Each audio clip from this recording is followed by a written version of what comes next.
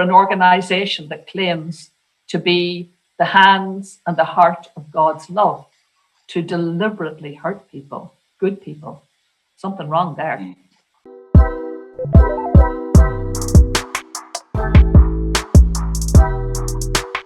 Today, as part of the ShoutOut interview series, we're joined by former President of Ireland, Mary McAleese, who's been fighting for gay rights since the 1970s.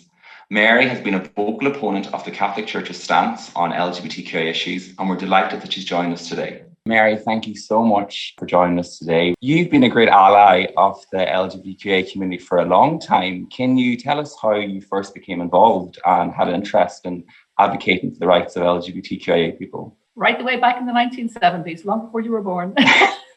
Long before you were born. Back in the mid-1970s, during my time in university, when I was an undergraduate student in the early 70s in Queens, I spent a summer in San Francisco and befriended a man who was actually my boss in the place that I had a summer job. He was one of a layer of bosses. And he was a lovely, elegant, beautiful gay man. And I hadn't a clue what gay was then. I mean, I was so innocent. You wouldn't believe how completely I thought the world was me. It was completely heterosexual as far as I was concerned. I had no idea about anything gay or otherwise. And through him and befriending him and realizing that he had been, even in San Francisco, which then was quite a liberal place, he was excluded. People, were backbiting against him. He had been excluded by his family. He led a very lonely life, and he was really a lovely human being. And the sadness of that really just got to me. And I thought, well, what is this gay thing? And why are people so down on homosexuals? So when I graduated, and not so much when I graduated, but after I got my first proper job, which was in Trinity College in Dublin, one of the first friends I made there, as it happens, was David Norris. And I was teaching criminal law. And at that time, homosexual acts were criminalized. I mean, it seems extraordinary now to think of it, but they still are in many parts of the world, unfortunately. And so the whole gay scene, the whole scene for gay people was one that had to be underground, so private and furtive and secretive that it made people clearly inhabit these very dark worlds where they were vulnerable, or just not just, but more than vulnerable, where they were forced to live lives that weren't their lives at all, but were a confection created by other people's idea of how others should live. So David came to me at one point to talk about how the law could be changed. And we could see that it would take a constitutional action, that might have to go to the European Court eventually, all of which happened. And we and a group of us got together on a famous night in a hotel in Dublin. A group of us got together because I said to him that day that this is not just a gay issue, this is a human rights issue. And you need to be surrounded by heterosexual human rights activists to make this their thing, so that gay people aren't even more exposed, because it's very hard for gay people to come out at that time and to argue their own case. Because to do that, they ran the risk of perhaps losing a job. I mean, you think of teachers. I mean, 90% of all primary schools are run by the Catholic Church, and we know what it teaches, even to this day, about homosexuality, and the language that it uses, which is pretty appalling. So it was a pretty tough time, and which is why I felt that this was really a cause for heterosexuals who believe in human rights to really take up. So anyway, we formed what was then the Campaign for Homosexual Law Reform, and that went to court. And one of our barristers in that action was Mary Robinson. This is all, of course, in David's name. I mean, David really was the powerhouse. He was prepared to go up front. He took some abuse, and he had to have a very thick skin, but no matter how thick-skinned you are, you're still human, so he had to take it all himself. It was easier for people like me. So anyway, it went to court and then went on to the European Court. It was lost in the Supreme Court in Ireland, and went on then to the European Court of Human Rights, where the case was won. And the law was changed fairly promptly after that, because there was a wonderful woman in justice at that time, Maura Gagan Quinn. She didn't hang about. She just changed the law, period. And that was great. That was a great victory. And that was, if you like, that was clearing the landscape and getting away from the kind of attitudes to gay people that were just so appallingly oppressive. And they were oppressive as much for the people who held them as they were for the people who were the victims of them, because between them, they created a very unhealthy and damaging environment, the damaging environment for young gay people to grow up in. And I became really concerned about the issue of mental health issues for gay people, precisely because of that oppressive atmosphere in which they were afraid to be just the people they are and to express that and to openly fall in love, to openly have marriage. I think I'm pretty sure I was probably the first person on Irish radio back in the late 1970s to suggest that the campaign would really, one of the end objectives would be gay marriage. And nobody jumped up and down with indignation. I didn't get a horrified phone call from my mother or my aunts or my uncles or neighbours. And I think possibly they thought the idea was so outlandish and so bonkers that, it wasn't even worth talking about. But that was in the late 1970s. As I remind my son, Justin, who is gay and who campaigned for same-sex marriage in the very successful 2015 referendum, that it was actually a long time coming. I was involved in gay rights campaigning, before he was even thought of. He wasn't born until 1985, and we started the campaign in 1976. So that gives you some idea how long an innings. What would you say to parents who are struggling to accept their children's sexuality or gender identity due to their religious beliefs? Maybe they're not able to reconcile their religious beliefs with their children's identity. What would you say to them if they're struggling to accept it? I would ask them what's the most important thing to them. Is that belief more important than the love you have for your child and watching your child blossom happily? Or do you want to be part of a system that might actually hurt or damage that child? I've had this conversation with parents before, precisely because of situations where parents took a very tough view. When a child, I can think in particular of one young 18-year-old who on New Year's Eve mustered the courage to tell his parents, both professional people, that he was gay.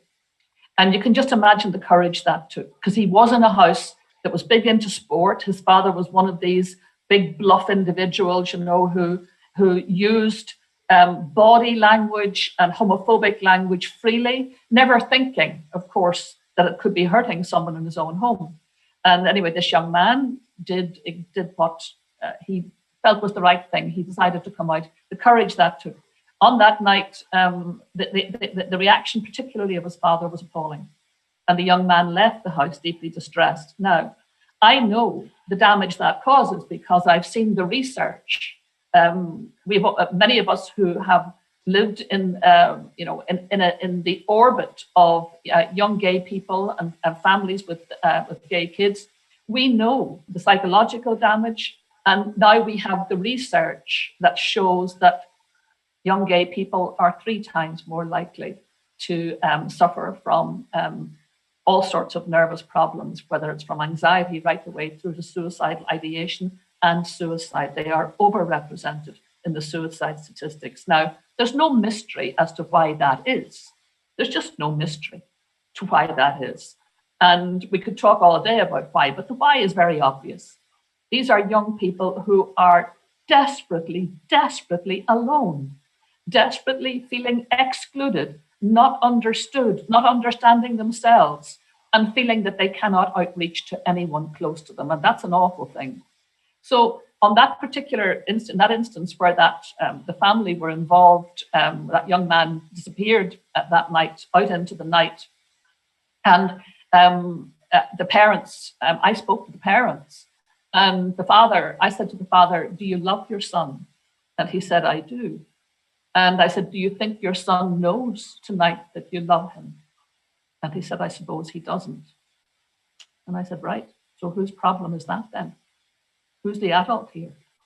You need to find your son. You need to find your son and tell your son you love him, and you love him no matter what. And you will try and work this through with him. And you will not try to impose upon him views about gay people that are going to hurt him, that you'll try and learn yourself about what it is to be gay. I mean, for heterosexuals don't know what it is to be gay. They don't know what it is to be gay, just as a gay person doesn't know what it is to be heterosexual. I mean, I fell madly in love with my husband, and thank God I did. We're married over 40 years now. But for me, the idea that you would force someone into a relationship that was not based on that kind of love, and you would expect it to be for life.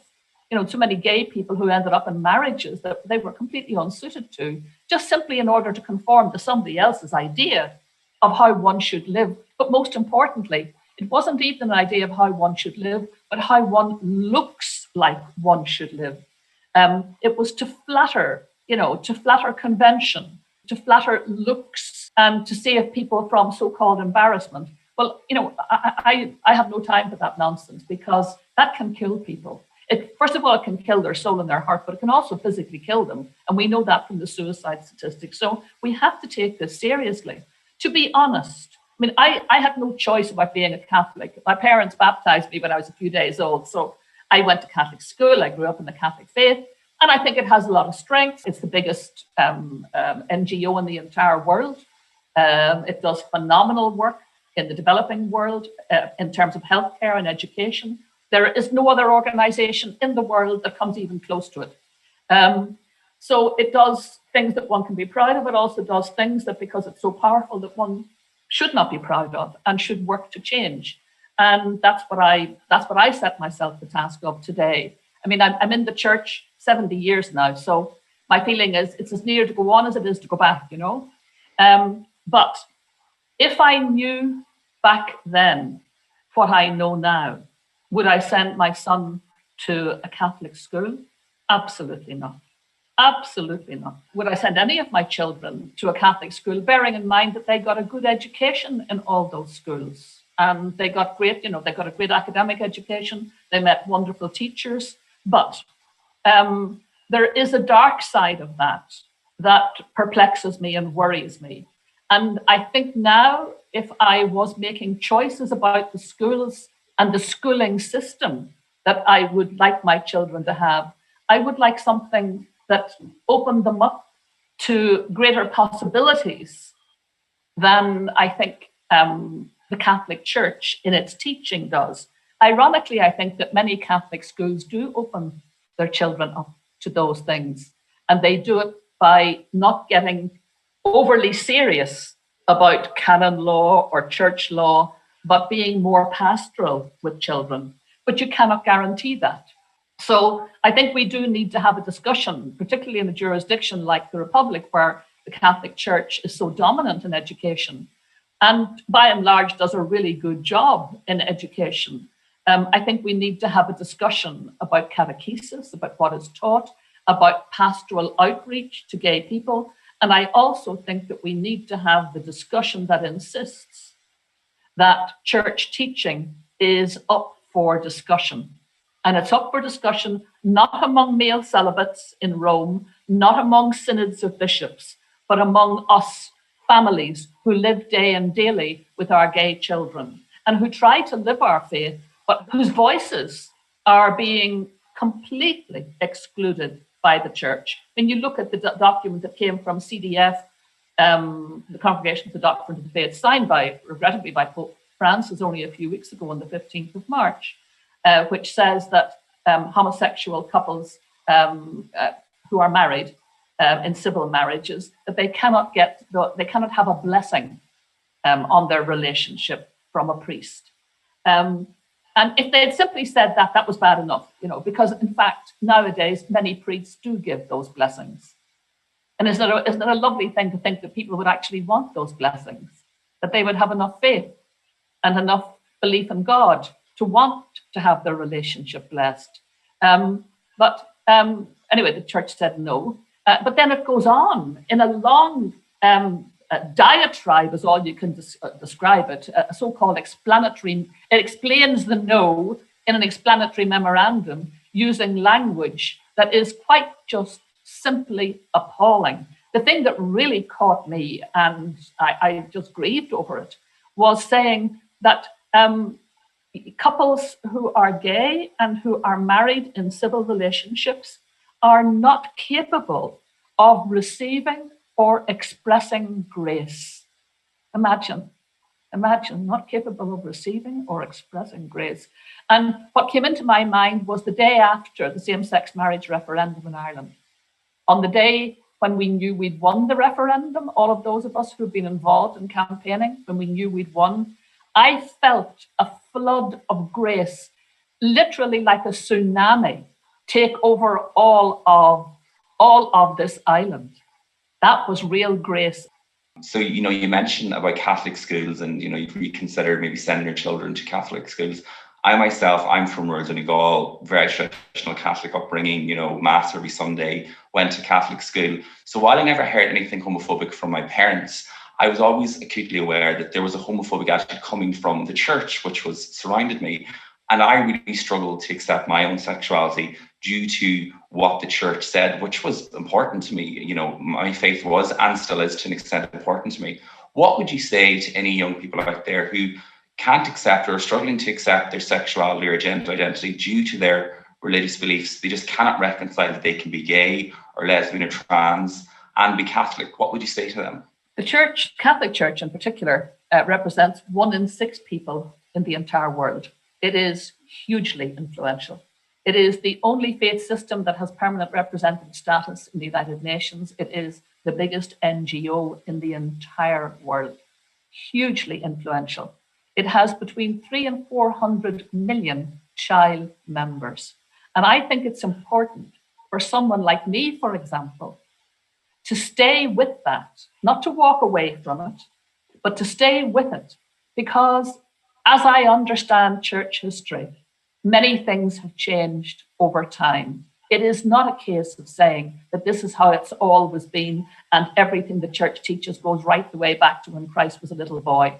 Many, many, many things have changed. We only have to look, for example, at its treatment of the Jews, regrettably, the centuries of anti-Semitism and the desperate wasteland that created. So the church has changed its views slowly on many, many, many counts. And it takes courage in every generation to be prepared to say that you disagree with something as powerful and something that insists that because you were baptized, you must now obey. But we're very fortunate. We have the Universal Declaration of Human Rights. We have the Convention on the Rights of the Child.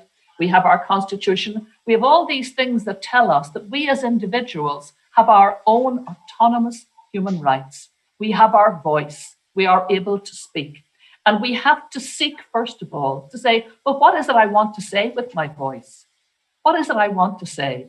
And for young people who are experiencing that kind of fear of something inside telling them that they are gay, but something outside of them saying, but you can't be because God says there is no such thing as gay, as indeed some people are taught in these dreadful conversion programs, some of which are sponsored by the Catholic Church, these awful programs.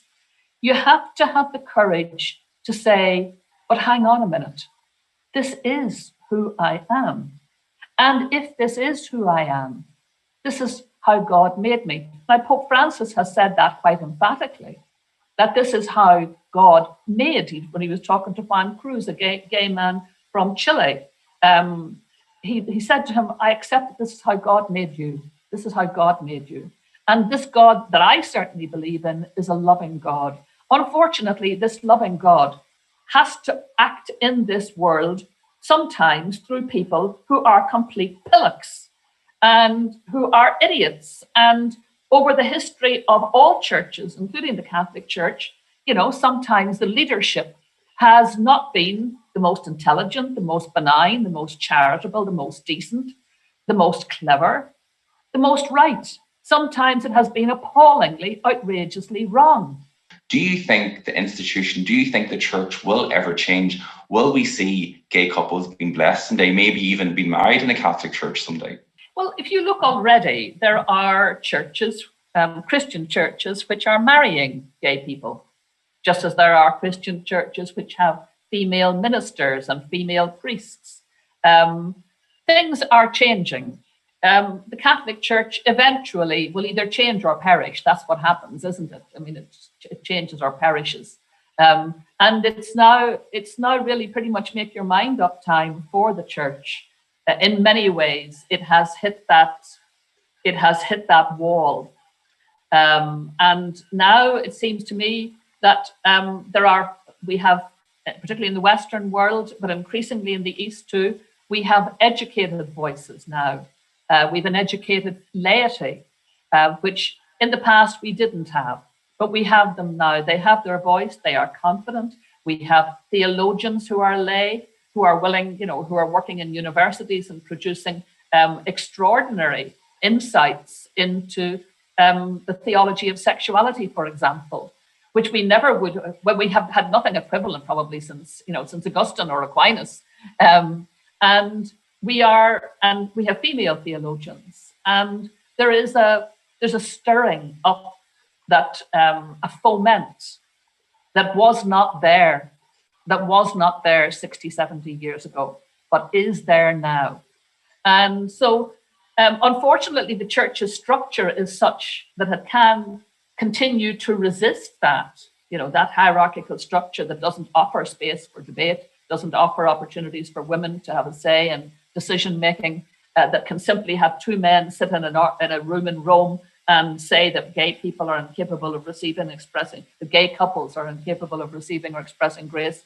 That structure will eventually fall away under its own dead weight. It has to, because it's ludicrous. I think that for the future, the church will have to change, because I don't believe the church is the curia. I don't believe the church is the hierarchical system. I don't believe it is that narrow elitist system that grew out of an old idea of empire.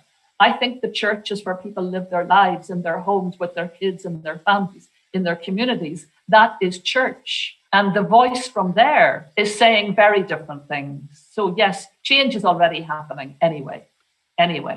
So will you come to my wedding then someday if I get married in a church? Oh, absolutely, absolutely. Well, my son had a Christian wedding, and I thought that was very beautiful. And it's interesting, quite a number of priests offered to bless him and his husband, and they said no to all of them. Now, it was nice that they were offered these private blessings, but they felt they didn't need them. And the reason for that was, of course, that they had a Christian solemnizer for their wedding. And they felt also that in the best tradition, they of even of Catholic Church canon law, they married each other, not just literally married each other, but they conferred on each other the grace of blessing. They blessed each other, and we who were the members of the congregation, we blessed them. And I think that was enough for them, But for a lot of people, it would matter, and it mattered a lot that a bishop or a priest would offer them a blessing. It felt that was what inclusion felt like.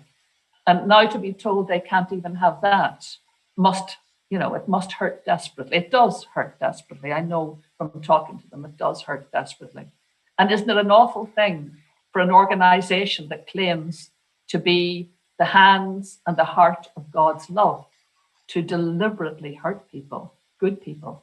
Something wrong there. You have been an advocate, an ally. You have been vocal about your criticism about the church's teachings on LGBTQI issues. Do you ever feel exasperated or beaten down? You were even disinvited from a conference in 2018, I believe, about women's role in the church due to your views. Yeah, well, every so often you do. I mean, you're only human. I found that decision impossible to accept because it was so utterly hypocritical. And also, of course, it came in the very year when the Pope was coming to Ireland. So there was clearly a lot more, there was an awful lot more behind it I mean, there was a determination that I was going to be excluded from not just that conference, but from the papal visit, which is fine. I mean, all gay families were essentially excluded from it anyway, weren't they? All families who had gay members were excluded anyway from that event, as it turned out. But, you know, I find that appalling. I mean, I've worked for reconciliation between Catholics and Protestants all my life. I've worked for reconciliation in the island of Ireland all my life, and with some degree of, success. And to think that there are these, these decisions made in Rome that I had no input into, it was never explained to me why I was excluded, and that I was excluded by an Irishman. When I spoke to the man in question, he did say to me that he'd been out of Ireland a very long time and that he didn't really know Ireland all that well. And that may partly explain how he was able to take that decision to exclude me. I don't understand it. I really don't understand it. And still to this day have never received any explanation as to why. We had to surmise that it was because of my views on gay rights, because two other people were excluded. Two other Catholics were excluded who also had been supporters of gay rights. So we had to surmise that. And then you hear, I mean, Pope Francis talking about human rights and about freedom of speech and about Christians being oppressed in various parts of the world. And you think, actually, you don't have to go terribly far, Holy Father, to find places where Christians are oppressed. Just open your front door and look at the offices nearest you. And it's happening every day. The priests who are silenced, one of the most wonderful of them died just yesterday, Hans Küng, one of the most wonderful priests of the 20th century. Honest, great theologian, a great thinker, who challenged the church in the same way that I challenged the church on many of these issues. And the price he paid for that was being silenced. I mean, why does an organization with 1.3 billion members that has such power in the world, why is it so frightened of the one lone voice? And on that note, Mary, thank you so much. And thank you for being an advocate and an ally and for joining us today. It's much appreciated, and keep it up. And thank you so much for all. I intend to. Thank you very much indeed, Donald. You too. Keep going. Yeah, and I listen, when you do decide on that wedding, and I expect to be invited now.